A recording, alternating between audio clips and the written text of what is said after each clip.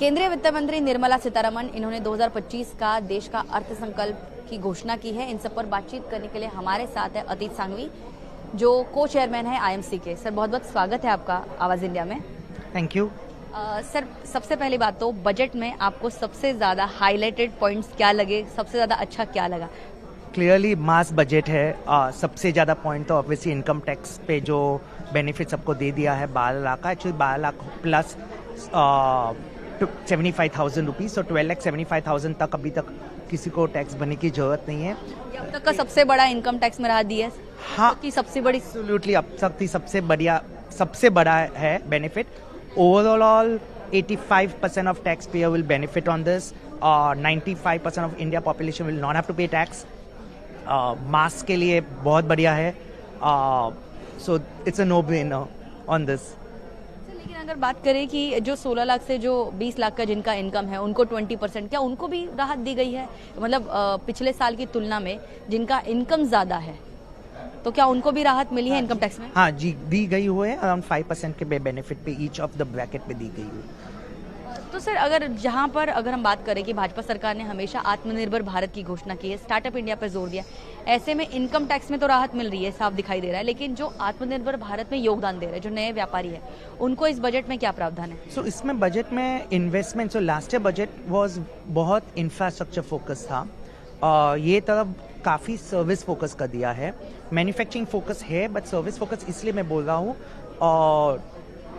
क्योंकि ओवरऑल जो benefit service में एक ही चीज़, एम्प्लॉयज़, सबसे बड़ा कॉस्ट एम्प्लॉयज़ का होता है, तो उसको ही राहत दे दी है। बिकॉज ऑफ विच क्या होता है, अभी जो सीटीसी, अब सब लोग जाते हैं कि बोला हमें सीटीसी क्या मिलता है, अभी सीटीसी ऐसा कॉन्सेप्ट ही नहीं रहा, राइट? अभी क्योंकि टैक्स ही नहीं है तो भारत के लिए तो बहुत ईज ऑफ बिजनेस के लिए बहुत बढ़िया हो गया है।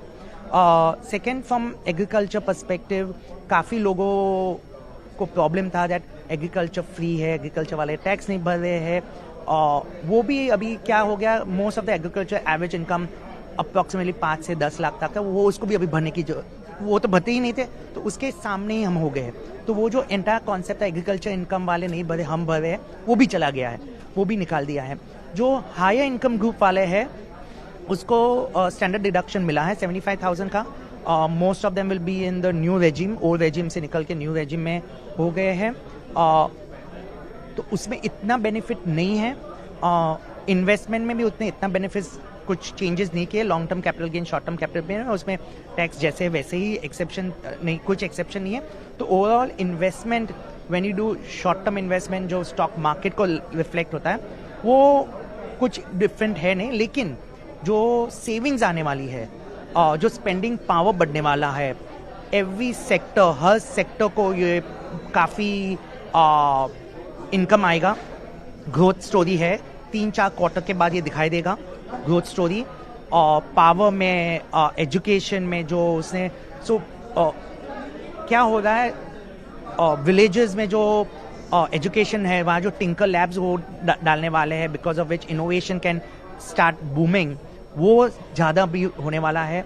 मेडिकल इशू जो था वो सब they have looked at it, they have evaluated it, तो getting more doctors to reducing all the custom duty on couple of important medicine on cancer etc, वो सब भी उसने ध्यान रख दिया।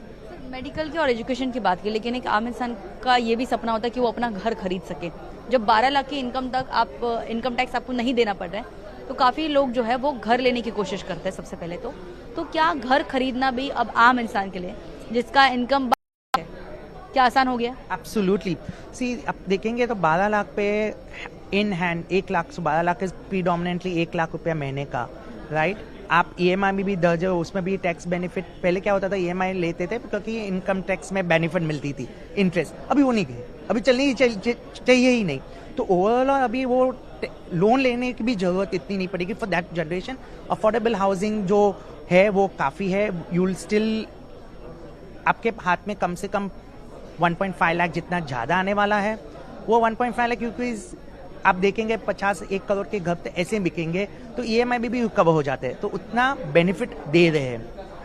अगर बात करें पब्लिक ट्रांसपोर्ट की, जिनका इनकम थोड़ा बेहतर हो जाता है वो अपनी गाड़ी खरीदने में लग जाते हैं, 2 व्हीलर हो 4 व्हीलर हो खरीदने में लग जाते हैं, तो क्या अब जिनका इनकम 12 लाख भले ही ना हो, लेकिन जिनका इनकम 8 लाख से कम हो, 5 लाख से कम हो, क्या वो आसानी से गाड़ी खरीद पाएंगे? देखिए, ओवरऑल अफोर्डेबिलिटी बढ़ जाती है, सब स्पेंडिंग होने वाला है।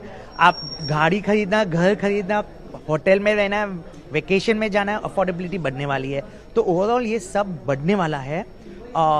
इलेक्ट्रिक कार्स में, स्पेशली इलेक्ट्रॉनिक कार्स EV में काफ़ी चेंजेस, हाँ काफ़ी ट्रेंड आ रहा है, और सस्ता भी हो रहा है, अभी और सस्ता होने की गुंजाइश है आफ्टर देयर मैन्युफैक्चरिंग इंडिया में होने वाली है। तो आई थिंक उसके बाद काफ़ी